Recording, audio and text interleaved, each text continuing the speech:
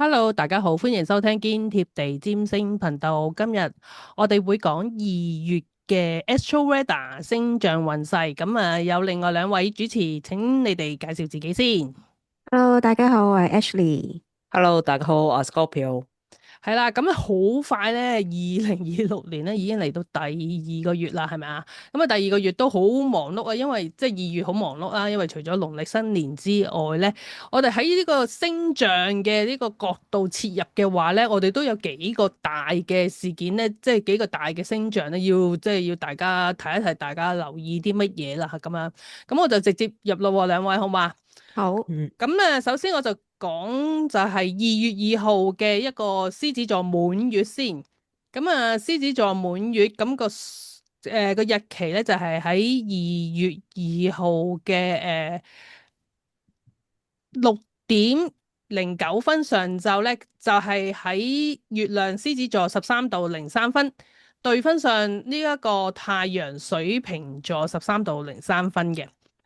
其實而家嗰個即係星群咧，已經陸陸續續咁樣，即係我哋上個月有講啦，陸陸續續咁樣行去呢個水瓶座啦。咁所以咧喺呢一個滿月嘅時候咧，所有嘅星象咧都即係成件事咧都好水瓶座。即係其實每年嘅農曆新年咧都係水瓶座嘅多數都係水瓶座嘅新月咁樣啦。咁所以咧呢一個水瓶座星群係咪啊對沖？唯一一粒星星喺獅子座嘅滿月，咁就有一啲就係好似社群係咪同自我嘅一個對立面會出現喎。咁呢個我就交俾阿 Scorpio 介紹一下呢一個滿月，大家可能要留意啲乜嘢先。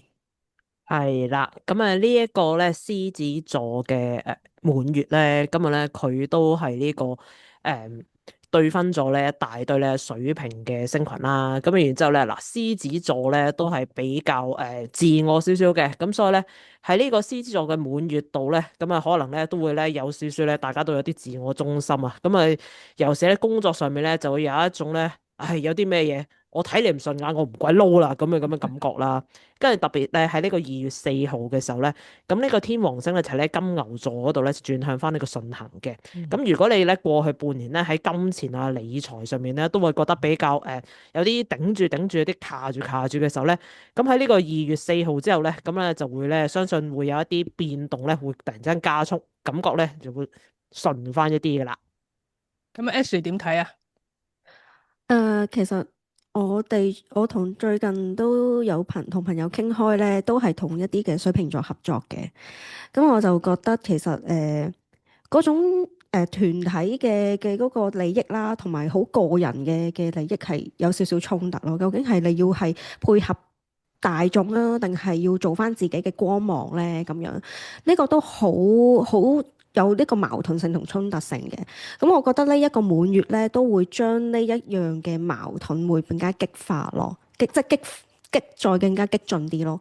咁我冇啊，我覺得都要揾翻自己內在一啲嘅小聲音，同埋覺得有啲乜嘢嘅地方係一定要堅持住，咁先再做好到自己咯。係咯，其實對我哋呢個固定星座嘅朋友都某程度都有影響啦，因為嗯。即係我獅子係咪對分咁多水平，即係其實我自己都好咁啱得咁巧啊！今日業主立案法團開會咧咁樣啦，咁我就直接就入咗個委員去參與啦。你知啦，呢排咁多呢啲咩圍標啊，又要維修嘅嘢，喂，其實真係要自己涉獵入去先知道，即係你冇得等人哋咁被動啊！你知我都係一啲好主導嘅人噶嘛，係咪先？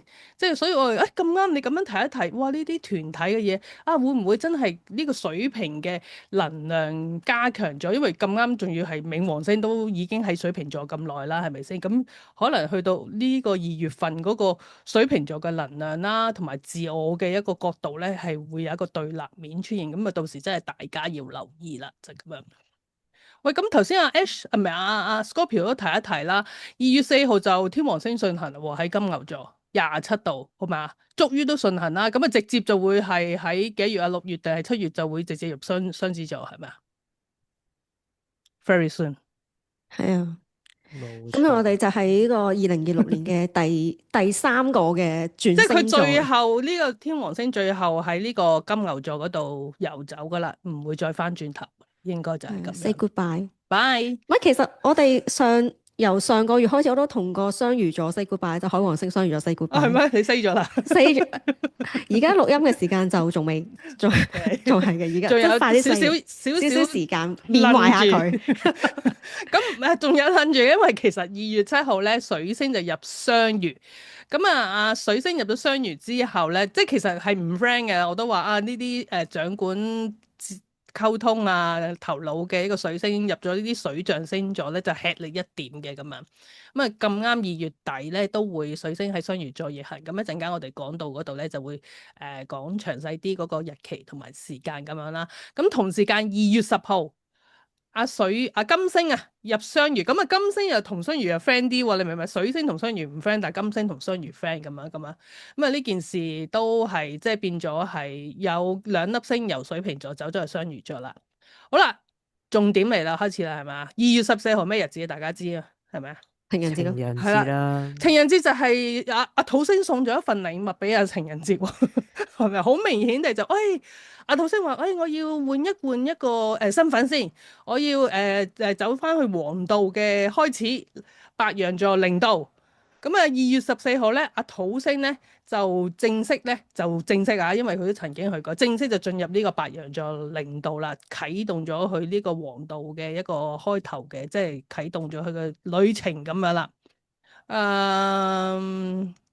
咁啊頭先雖則仲有兩粒星係喺雙魚座。咁而家如果土星入白羊，有咩要留意先啊？阿 Scorpio 你覺得？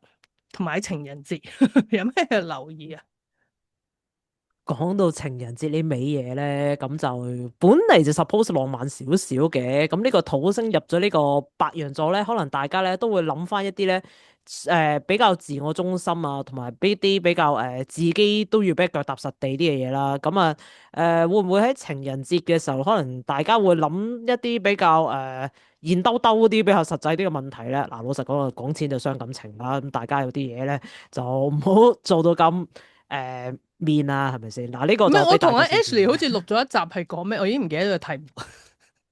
咪誒送咩禮物？送咗禮物係啊，唔好好似係，唔好送啲有鑊氣嘅禮物定係點樣？係我哋大家記住收聽。記得聽翻我哋情人節之前會有一集送咩禮物定係點樣去同情人去相處嘅咁啊？唔好意思啊，Scorpio 叉開咗，繼續。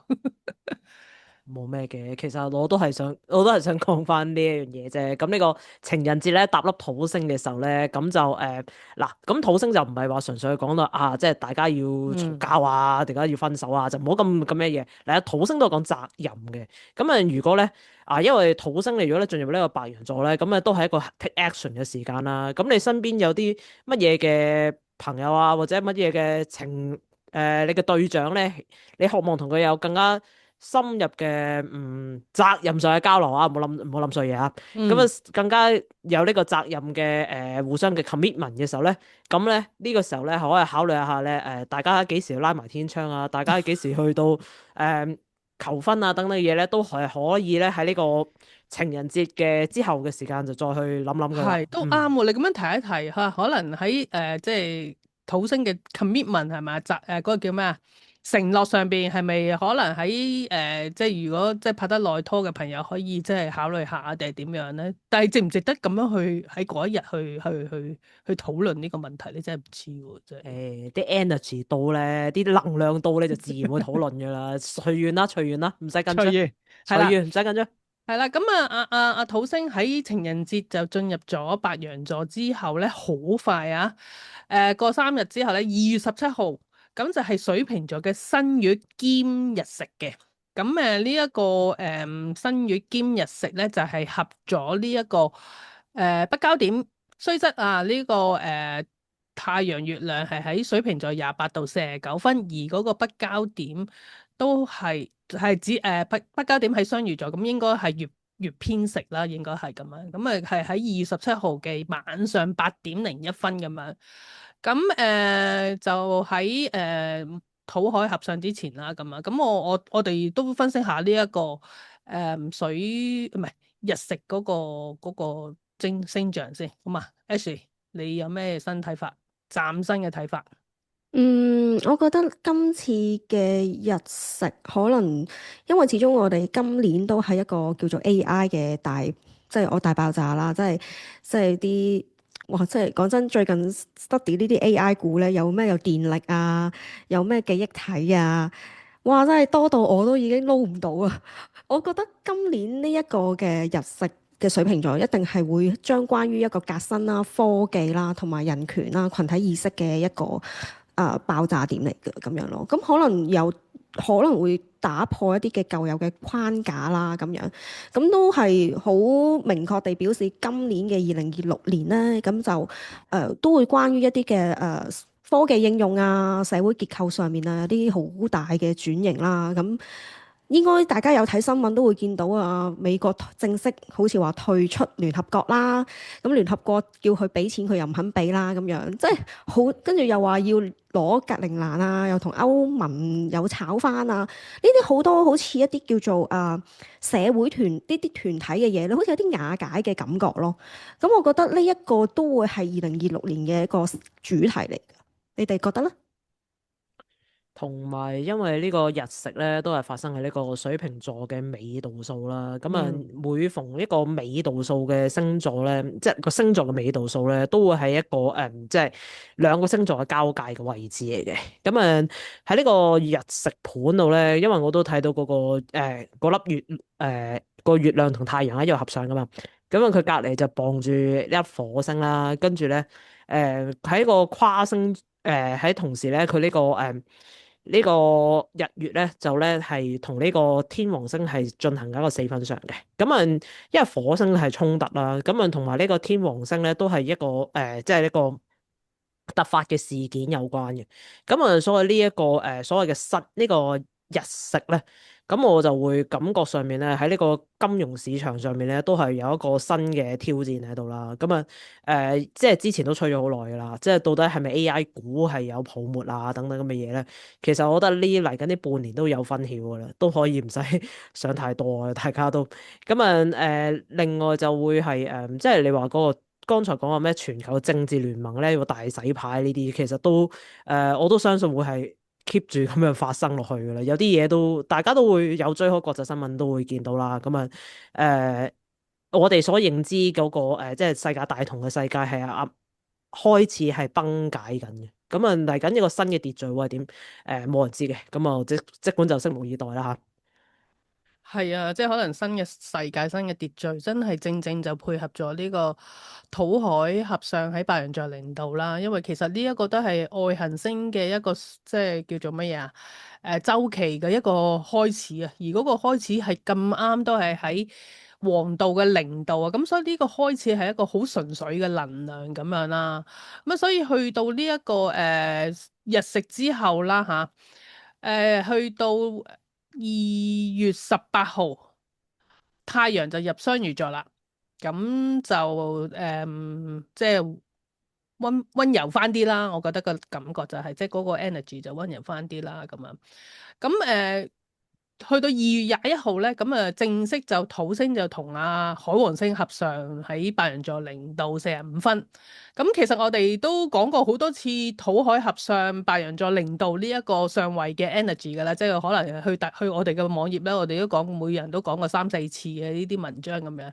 咁啊，大家可以分享，即係去理解多啲咁樣啦。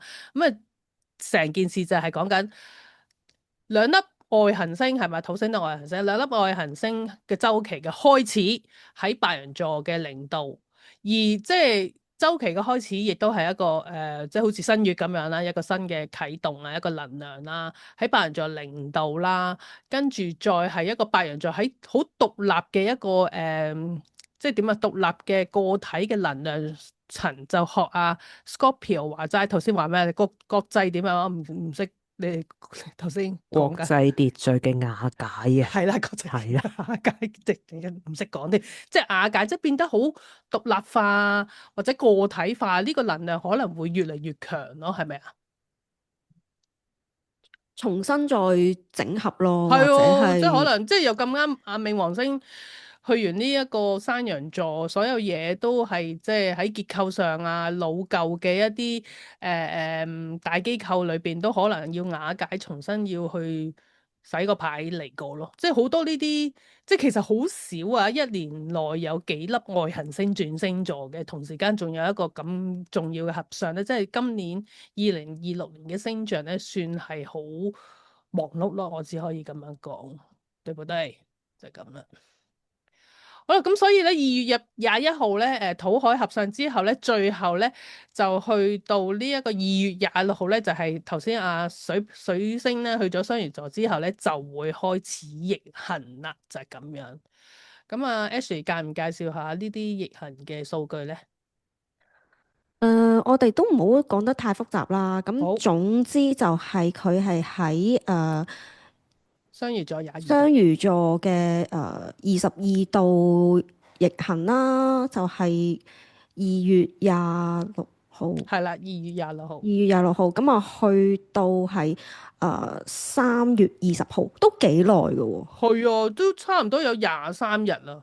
係聽講啊，你又去旅行喎，係咪水逆？又做你係咪返呢好中意件事？水逆去旅行咧？其實你可唔係咪可以問下星象點解係3月份成我唔日水逆明點咯？解你會揀水逆旅行？因為我生我哋日咯。每一個月講星象都聽到你水逆。我唔知啊，我唔知道，因為我上次你係人馬真係座唔知道先至，你真係唔知道，然後買咗機票嘅。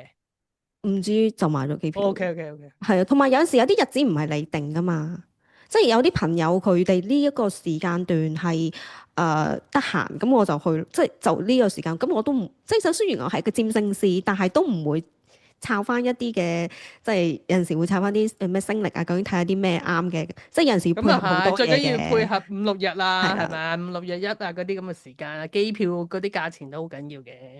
係啊，咁我今次仲要水逆啲係機票會唔會平啲嘅？因為一早買咗，所以都答你唔到。同埋今次咧係中正我嗰個，唉，度數有啲唔緊要。咩咩？係啊，你話水逆中正你度數，定係啊，係係啊。日食定係日食中誒中，both 啦，both 啦 OK，所以我都好好咁你小心 busy 啊！啲啊！我今個2你記得月份買旅遊保險先行喎，知唔知啊？係啊，冇咁係咪咁緊張。係咪生日啊？嗰個時間啱啱係3月又唔係嘅，但係都係嗰段時間咯，係啦，之後咯，咁冇噶啦，唔緊要啦，做唔緊要，雙魚座咪係啦，多有俾有預多啲嘅，時間啦。你都知你上次幾攣咁 hea 噶啦，又話係啊，追船追車都搞唔掂咁樣。會再同大家分享下我嘅經歷嘅， 3月就會知道自有分曉係咪？係冇錯。好咁啊！我哋將好多複雜嘅嘢就簡單幾句講完啦。有咩補充啊？兩位，Scorpio 有冇補充啊？哦，基本上我都冇乜補充嘅啦。睇係咯，下其實都冇乜係咯補充嘅。我覺得我只係覺得身邊嘅人咧越嚟越多人炒股票，係因為你哋兩個都炒股票啊，定係真係多咗人炒股票咧？我想問。我都唔知啊，但係個有炒股票嘅朋友仔咧，我都勸定大家咧，臨水逆之前咧，將啲倉位壓到飲低得咁低嘅。咁啊，我剛才都話啦，咁啊，其實呢個日食打後咧，嗰個係有機會有呢個金融上嘅重整嘅。咁大家係熬底呢個 AI 股嘅泡沫爆破嘅時候咧，咁就將啲倉位壓低少少啦嚇。我講完㗎啦，我已經。咁同埋我自己補充少少啦，因為我哋頭先都係講比較係國際嘅關係啊，或者係金融嘅體系關係啦。咁如果我哋翻去個人層面嗰邊咧，咁其實因為2月份都有相繼有啲外行星進入咗白羊座啦。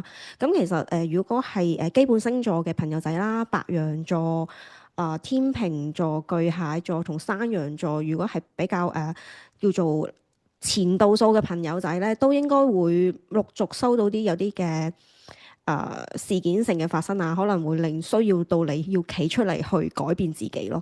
咁呢個你哋可能要去留意下咯，就係啦，跟住個 flow 去做啊。個人建議。咁年初一拜年要留意啲咩？如果日食，咪頭先聽咗你講啦，所以我覺得我應該要避年咯。哦，真㗎。係啊。都係啊，係嘅。我覺得我哋呢係要避啲年係。都未必需要出動嘅。其實我哋呢啲新年已經去到，即係我哋嗰啲角色係咪唔重要啊？唔需要出動，可能真係費事咧，同埋即係開年啦，無鬼為啦，係咪先？